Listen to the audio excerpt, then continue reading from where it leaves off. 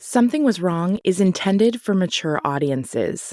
Episodes discuss topics that can be triggering, such as emotional, physical, and sexual violence, suicide, and murder. I'm not a therapist or a doctor. If you're in need of support, please visit somethingwaswrong.com/resources for a list of nonprofit organizations that can help. Some names on the podcast have been changed for anonymity purposes. Opinions expressed by guests on the show do not necessarily represent the views of myself or this podcast. Resources, references, source material, and sponsor info can be found in the episode notes. Thank you so much for listening. I first met Amy at a writing conference a few years back. I was instantly drawn to her friendly and engaging personality. Though I've been friends with Amy for several years, I had absolutely no idea of the horrific, traumatic, and life-altering experiences that she narrowly survived until she submitted her story. I'm incredibly honored that Amy is willing to share her experiences with us this season, as her story is one of the most compelling, shocking, and in the end, inspiring I've ever heard. I'm Tiffany Reese, and this is Something Was Wrong. You think you know me, you don't know me well at all. Think you know me, you don't know me well. You think you know me, you don't know me well at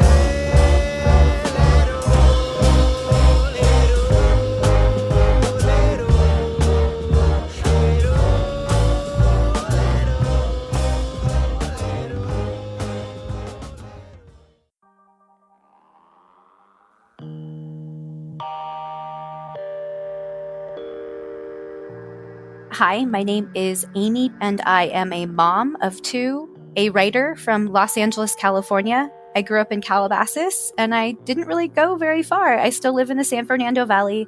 I love to make stained glass, to cook, travel, and just live my life to it the fullest every day. For this story, I spoke with Amy's lifelong best friend, Lauren, and Lauren's mom, Cynthia, whom is like a second mom to Amy and was also very close friends with Amy's mom, Hadass. Here's Amy's family friend, Cynthia. I think of Amy as a daughter. You'll have to excuse me, I am very emotional on this subject. She's probably the bravest person I've ever met. She's a very loving, gentle soul. She's very, very smart, as you probably know. She's honest. She's creative. She's considerate. Much more mature for her age. Teenage years on, she had to be. Here's Amy's close friend, Lauren. Amy is one of the nicest people I've ever met. It's really difficult to encounter someone that doesn't have mean girl tendencies, and Amy is one of those people that is just not in her. She's not a mean girl. She's supportive. She's not jealous of other people. She is a queen. She's a supporter. She's loving. And that's something that's really rare to find. And I think that's why at such a young age, when kids are so malleable and vulnerable and they can be mean, she never was. And I think that's why we became so close. And another thing is that Amy is so smart. She's one of the smartest people I've ever met. She is an incredible mom to her beautiful children. And it's really heartbreaking to see what she's been going through, especially because our lives mimicked each other so much, with our brothers being the same age and our brothers being friends and our moms being friends, that it's heartbreaking to see what she's gone through, but that she is trying to help others through this just shows what a special person she is. Here's Amy. My parents actually met in high school. My dad was a year older than my mom, and my mom was one of his brother's best friends. She kind of hung out with this group of guys, and she saw my dad. I think she told me at many points in my life it was love at first sight. But my dad was married very young, also widowed very young, and he was a musician, so he kind of lived this rock and roll lifestyle. My mom had to kind of wait for a decade or so for him to get his shit together, and eventually he gave her the chance she wanted, and they got married on her birthday. And she always warned me, never get married on your birthday, because if they forget one event, they'll forget both, your anniversary and your birthday. So they had kind of like a torrid love affair. They got married, and then they had my brother, I think within a couple years. And then I came 2 years, 11 months after my brother. But by that point, they had already been divorced. My dad had many torrid affairs with many women, unfortunately. My dad eventually left her for another woman, and she moved us back to the Valley from Diamond Bar by the time I was born. So my parents were officially split up before I was born. My mom used to tell me I was the last time they had sex. He was, on top of being a musician and a lawyer and a Lothario, he also was an alcoholic. So his ability to be there physically and mentally was very limited to a certain degree at most points in his life since I've known him, and since probably around the age of 16. So he wasn't really around. He had the custody, he just didn't take it, and I believe it was probably because he was drunk most of the time, and his reliability was limited. So I remember occasional events, like the biggest events, he was there, but in pictures, his eyes look a little bloodshot, and he would sneak in early and leave very much earlier, and that's kind of what his presence was. I couldn't really count on it much in childhood. Here's Amy's family friend, Cynthia. Amy's dad was pretty much absent from the home from the time that Amy was born on. So Hadass tried her best to give both Rory and Amy a wonderful childhood and a very good upbringing. She was very intelligent, very hardworking. She was just about the sole support of herself and her 2 children.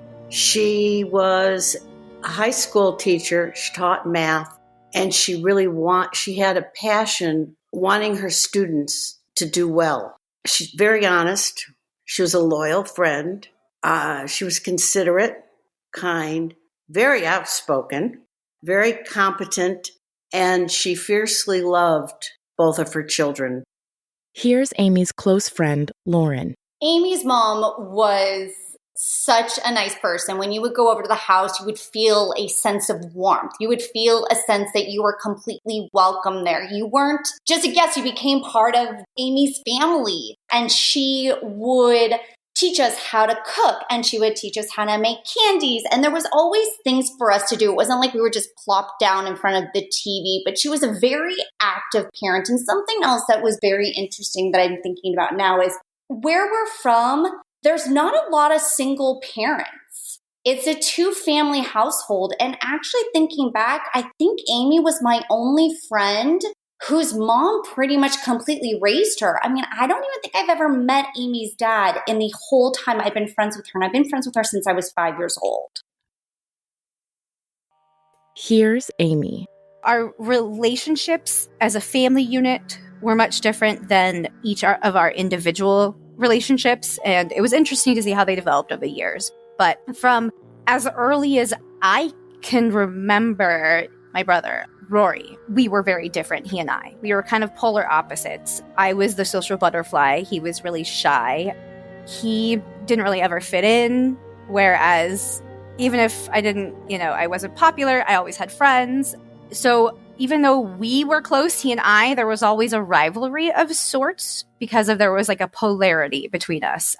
My aunt-in-law pulled me aside at one point. She told me she had been my brother's preschool teacher, actually, which I didn't even remember at that point. And she said, I guess in a moment of honesty, that she had noticed he was pretty much different, if you will, as early as preschool. He was not socially inclined and couldn't really attach to the kids around him. And I really do think that had to do with my dad's absence. That would have been around the time he left and the time we moved back to the Valley. And it would have been a really formative time. And I know my mom was probably dealing with some sort of undiagnosed postpartum anxiety. I went through that. It's tough to do it alone after a move without a husband. I can only imagine. So that all of that must have affected my brother's development from a very early age. I would call him my best friend as a child. You know, when we were little, we moved a lot. I think I've moved probably on average once for every year I've been alive in my life, which is a lot. I'm 36. I think I've moved just about like 34 times in my life.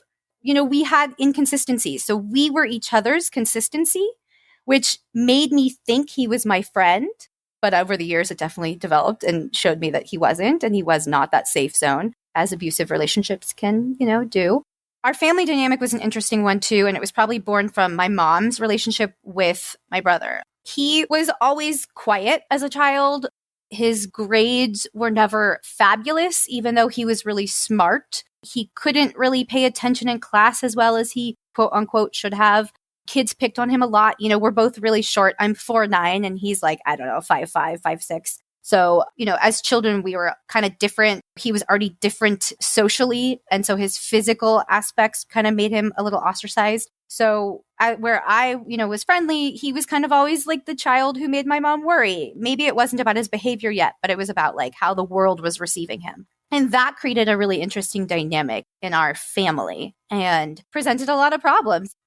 My brother never really related to any authorities at school. I can actually remember one teacher at our school. So I was the younger sibling, and we had the same last name, obviously, and I get into school and I would have to work very hard to prove that I was not my brother. And every teacher was so pleased to meet me and know they weren't going to deal with another one of Rory. But there was one teacher he really connected with. And now in retrospect, it was the one teacher who didn't act like any other teacher. He was like a former actor who really didn't teach anything. He kind of just hung out with the kids. And that makes sense. It wasn't somebody who really fit into their own mold. So that was the only person that my brother really, associated with. But otherwise, there were no teachers he ever really connected with. On the flip side, if you look at my social media, most of my followers are my former teachers, which speaks to how much of a nerd I was. For every negative experience and year he was not associated, or didn't connect with a teacher, didn't connect with a principal or a doctor or anything, I was always connecting with a teacher or someone. I just had my third grade teacher over for champagne in my backyard, socially distant. If that doesn't tell you anything, my third grade teacher. Well, and it's funny, to be honest, it kind of paints a picture of my mom and my openness too. Everybody knows how open I am, but my teacher told me my mom had kind of a difficult persona. She was a substitute in my district too. So teachers knew who she was, but she kind of had this reputation of being a little bit of a little difficult, a woman that's difficult. Well, that meant in the early 90s, I had a friend who wore skirts and would go on the monkey bars. And the principal used to watch the girls on the monkey bars in their underwear, flipping. And my mom caught him and she turned him in. And she earned this really bad reputation of being a shit starter. Well, in retrospect, everything seems a little different when I have this eagle eye view. But that was what I meant. My mom would never really sit down and take things if it wasn't fair.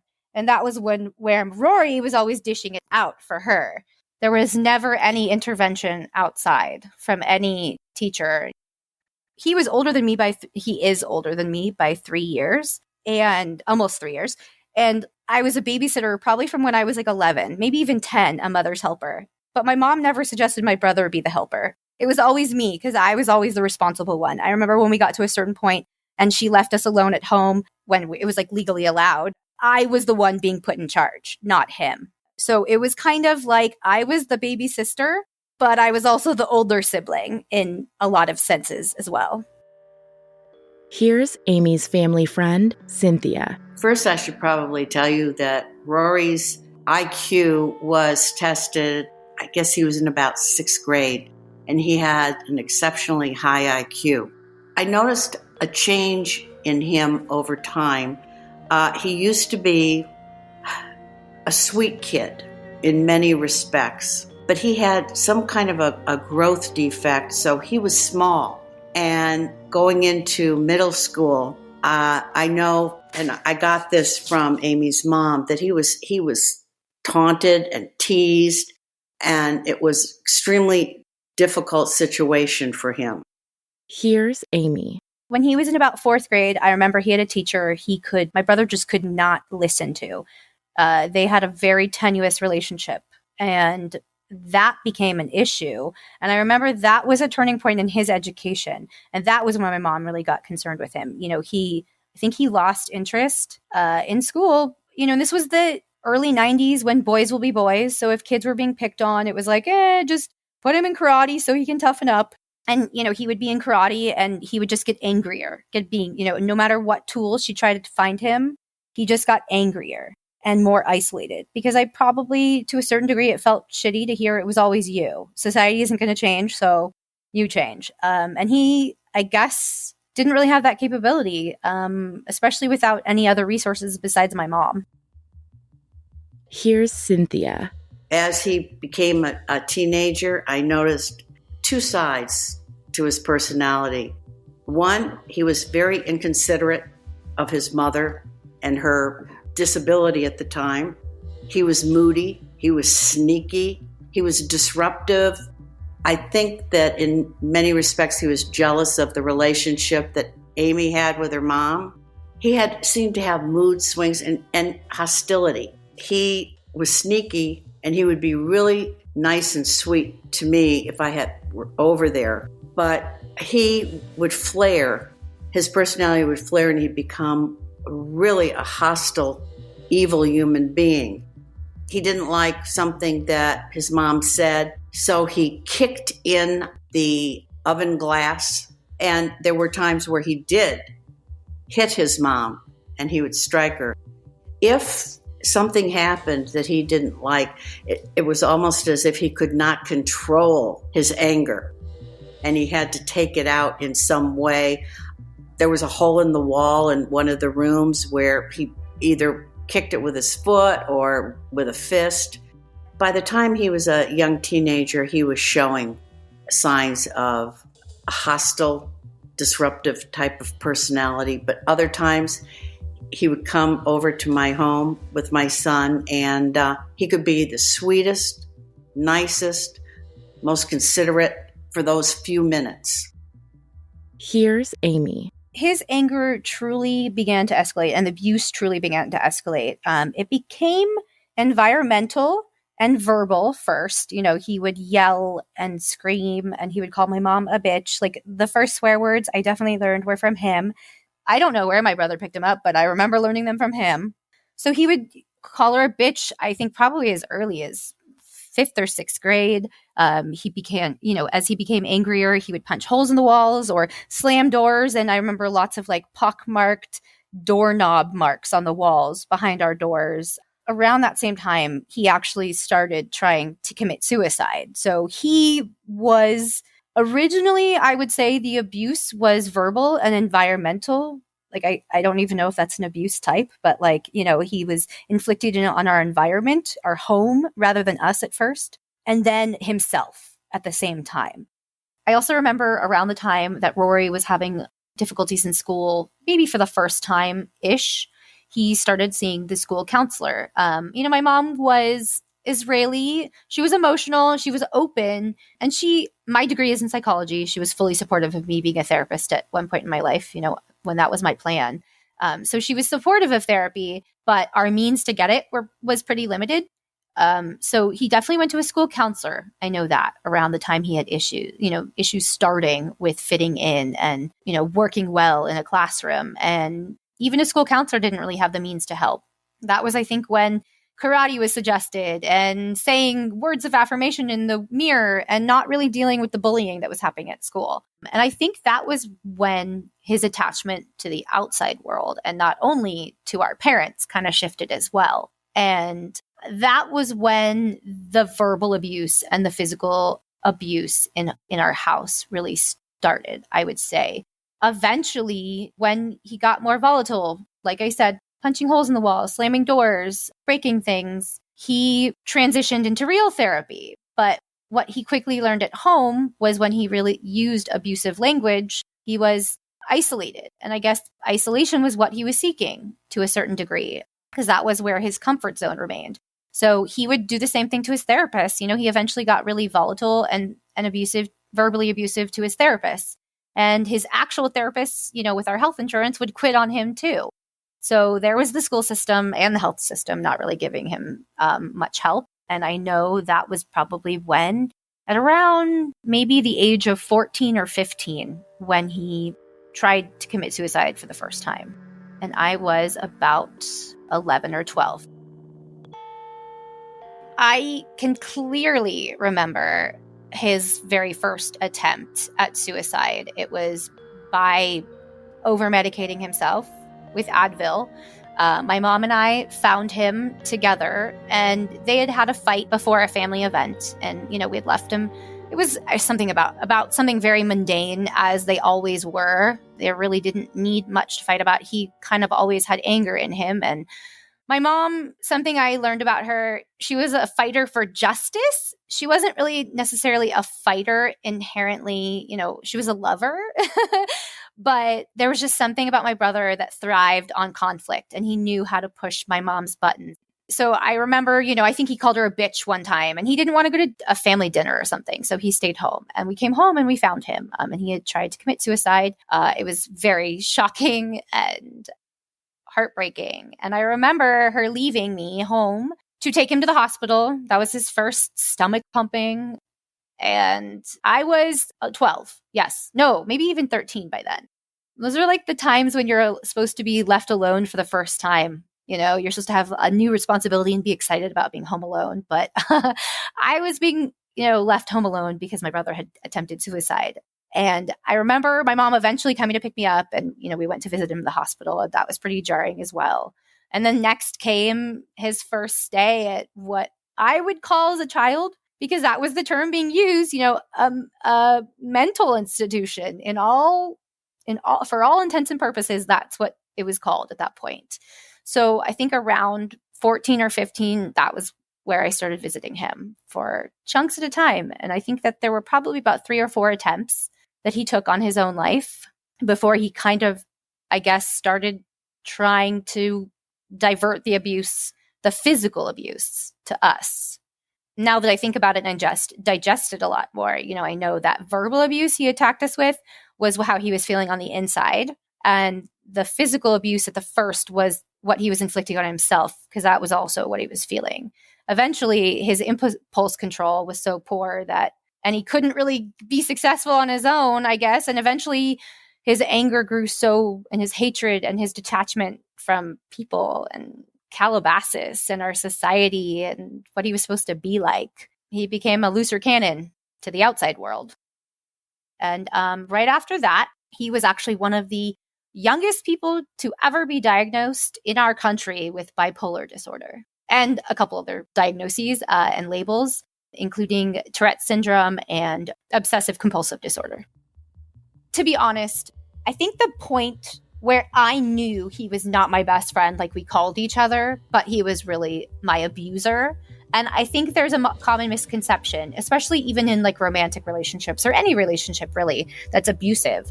We think a best friend who might speak to us unkindly is still their best friend because on the upswing, they're really nice. Probably the turning point where I really knew he was different. And I knew, I've always been interested in psychology. I've always wanted to be a teacher. So part of my trainings from even like early age was children. So I remember learning if kids light fires and want to kill animals, that's a bad sign. And I think I remember like my mom one time leaving us alone. And it was like one of those moments where mom was like, "Hey, Amy, you're in charge. Make sure he doesn't do anything stupid." And I remember almost instantly when she was gone, he wanted to light a fire in the bathtub. And, I thought maybe it was out of curiosity, but now in retrospect, it was probably to try to get me in trouble because the fire alarm went off. The firefighters actually came to our house while my mom was gone. And my mom, she was only gone for a short amount of time. I think she ran to the store back, and we were probably, I think, 11 and 14. So it was legal. And he blackmailed me into saying it was me that lit the fire because I guess, and I knew in my childish mind that he would be in more trouble than I would. So I took the blame. And I remember thinking, this is not right.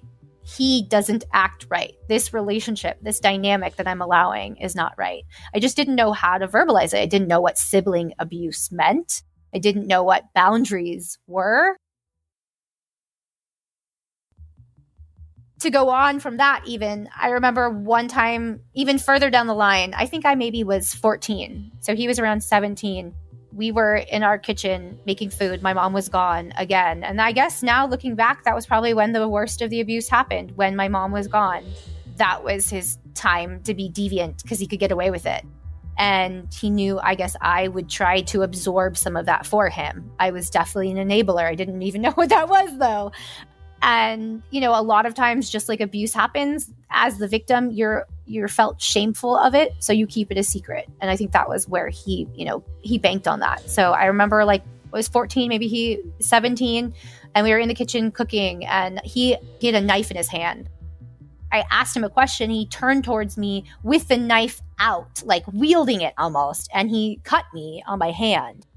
And it looked very purposeful. Obviously, when you're talking to someone, you don't just wield a knife outwardly. And he made me promise I would never tell mom. And, it wasn't on purpose. I cut myself. And that's what I told. As a result, I wasn't allowed to cook by myself for a while. That was probably when I knew 100% this is not right. And the words I didn't have yet were, I am being abused by my older brother. Here's Amy's close friend, Lauren.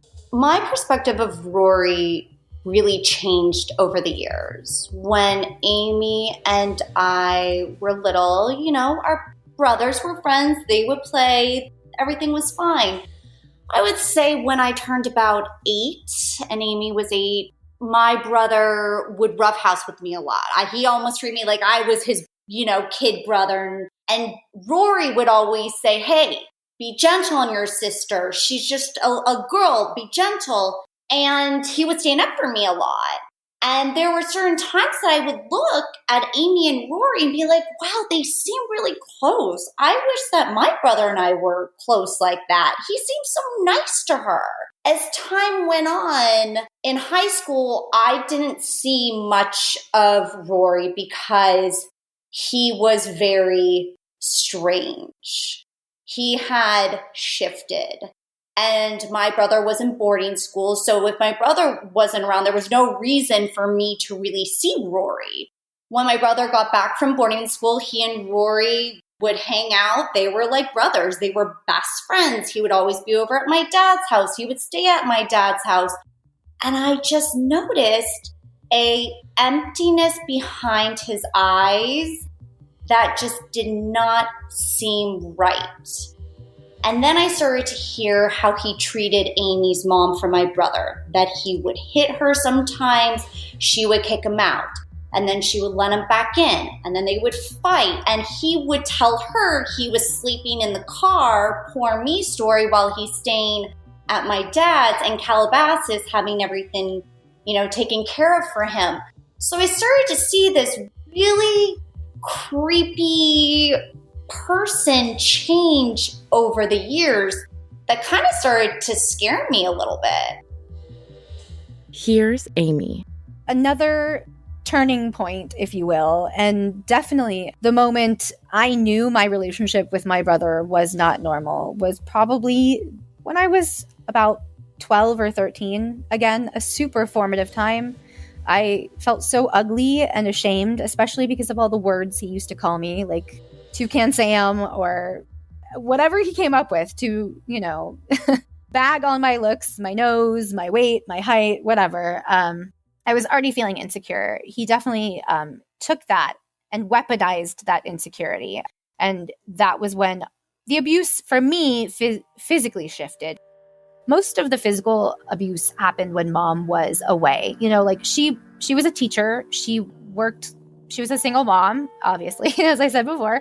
So, and, my dad didn't pay child support. He was a lawyer, but he kind of hid his employment a lot. And it was like the 90s, so there wasn't as many, electronic ways to keep track of income. So she had to work a lot. So she was gone a lot, 7 a.m. till about 5 or 6 p.m. It even got to a point, though, where some of the worst abuse I faced by him, he would blackmail me. And it is the stupidest thing. I don't think I've ever told anyone this. He blackmailed me about my yearbook. I remember I scratched my face out of the yearbook, and in Calabasas, those things were fucking expensive. I think it was like $200. Money was not easy to come by. And he told me, Mom is going to kill you. And I believed him. And, at first he blackmailed me and said, stay home from school, miss out on school. It was like 6th grade for me, 7th grade for me. I was a really good student. If I missed a day of school here and there, it never really reflected in my grades. And, we would like watch TV. He'd like blackmail me to watch TV. Then he'd blackmail me to like stay home, and because he was already having school trouble, he didn't want to be there. It became, like blackmailing me and doing stupid shit like lighting a fire in the bathtub again. Eventually, he became physical with me. He was a lot less physically angry with me because I was more of the buffer between the two of them. Maybe not when I was younger, but as I got older, I kind of found that position of being a fulcrum. It started by him abusing my time and my boundaries. He would tell me to miss a day of school. Tell mom your period's bugging you, or like, I'd already started getting my period, or, tell her you're not feeling good. Stay home with me, or else I'm going to tell mom about your yearbook. And in retrospect, even saying that statement seems so fucking stupid for me, but I heard it and I listened and I stayed home. And, he would like light a fire in the bathtub, something boundary abusing, not really testing me physically yet. But eventually, when Rory got most physical with mom, it was always, abusive and anger driven. With me, I never really approached situations like that. I guess as a child and somebody much smaller and like not his parent trying to teach him boundaries, I never matched any energy. I was always trying to absorb theirs, I guess, especially my brother's. So when he told me to stay home, I would. When he lit a fire in the bathtub, I made an excuse. And then eventually, as he got more physical with me, unfortunately, it wasn't driven from anger because his emotions weren't there. I can probably say the physical abuse started when I was 12 or 13. I was in middle school, like I said, a very formative time. I was super insecure, and, he blackmailed me to stay at home. I think I missed about 60 days of school one year. And I had doctor's notes and mom's notes, but really it was because my brother was telling me I had to stay home. And eventually, he was blackmailing me into doing more drastic things, like getting naked in front of him, which makes me want to vomit because I had never done that before with anybody else. So my first sexual experiences were very much in front of my brother.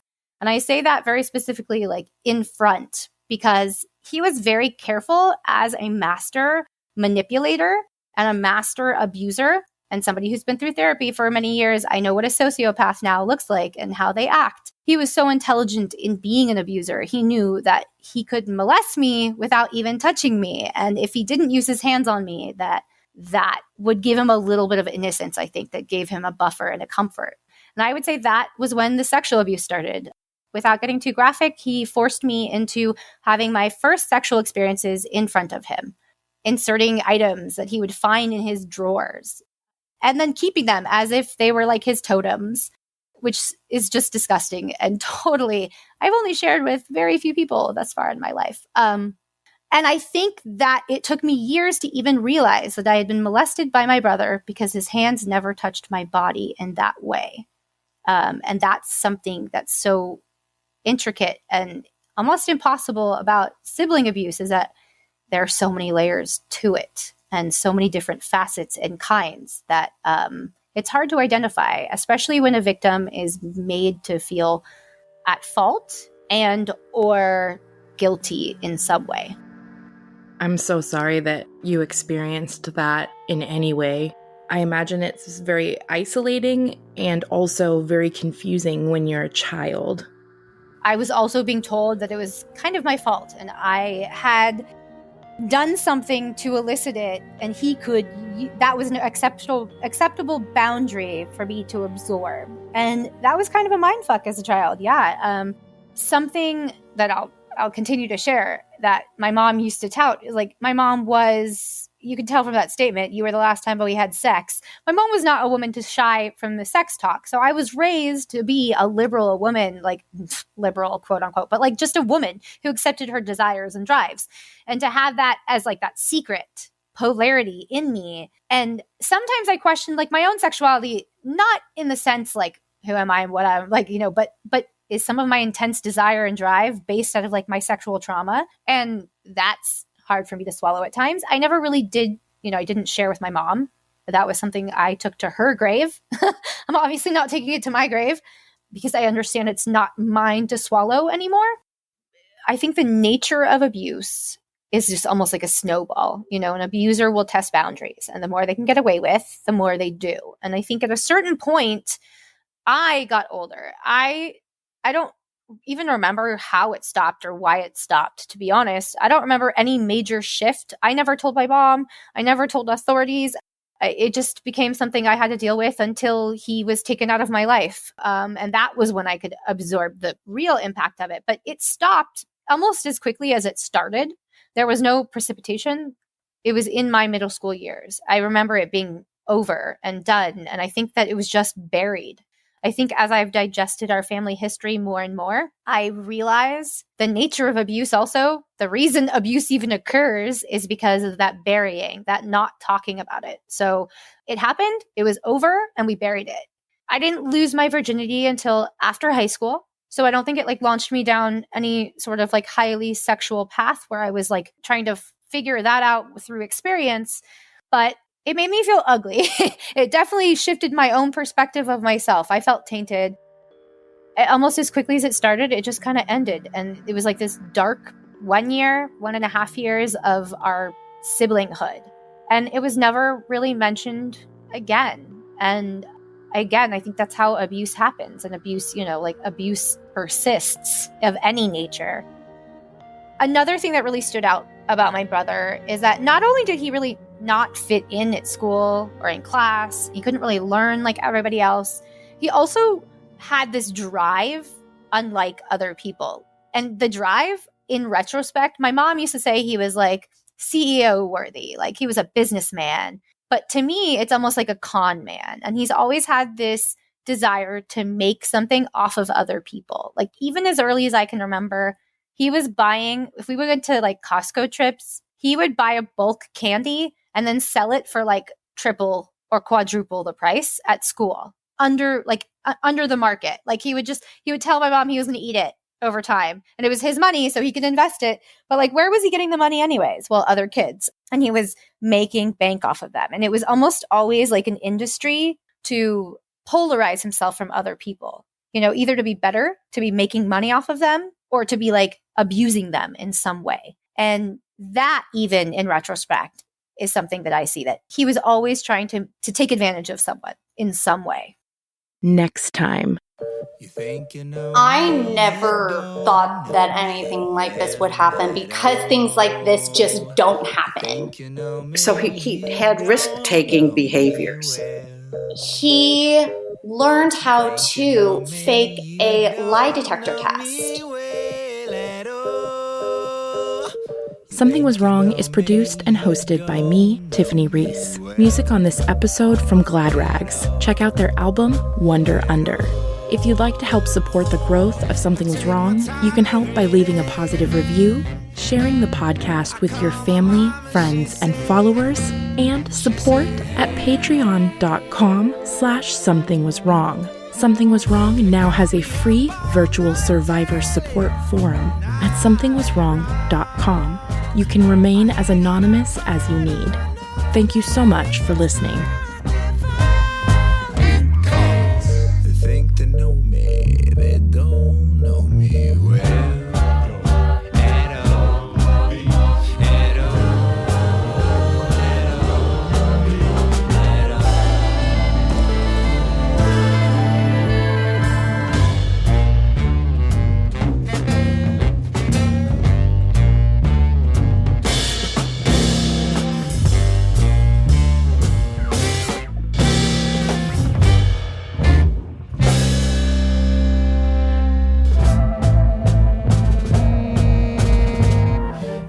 You know me, you don't.